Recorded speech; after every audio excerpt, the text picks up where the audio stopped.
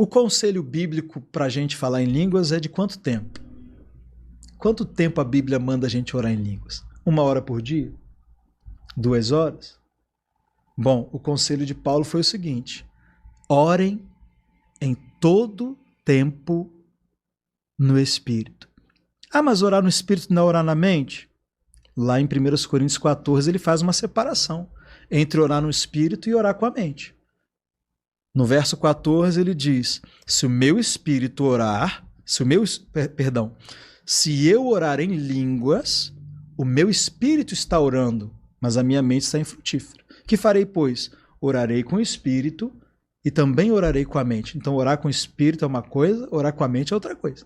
Então, quando ele diz orar em todo tempo no espírito, ele está dizendo: passa o dia orando em línguas, lava a louça orando em línguas, toma banho orando em línguas, varre a casa orando em línguas.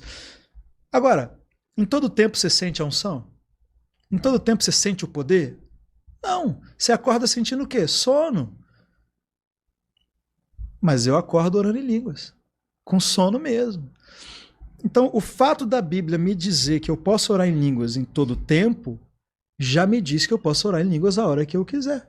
Porque Deus não me pediria para fazer algo, ou não me aconselharia a fazer algo que eu não pudesse fazer, que Ele não tivesse me dado a capacidade de fazer. E ali, quando a gente vê os coríntios, que inclusive estavam tendo desequilíbrios com o uso das línguas, né? O culto não tinha ordem, o culto não tinha um padrão, era todo mundo um querendo falar em línguas mais alto do que o outro, para mostrar que era mais espiritual do que o outro, ninguém interpretava, era uma bagunça.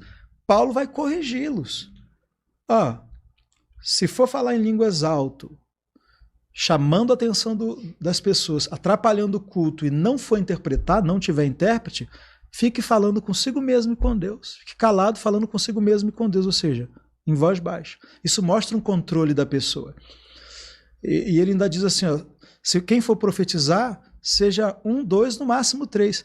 Porque o espírito do profeta está sujeito ao Paulo. Se tudo que acontece ali em Corinto é o Espírito Santo que está tomando as pessoas, quer seja para falar em línguas, quer seja para profetizar, se é o Espírito Santo que está tomando as pessoas, Paulo vai falar o quê?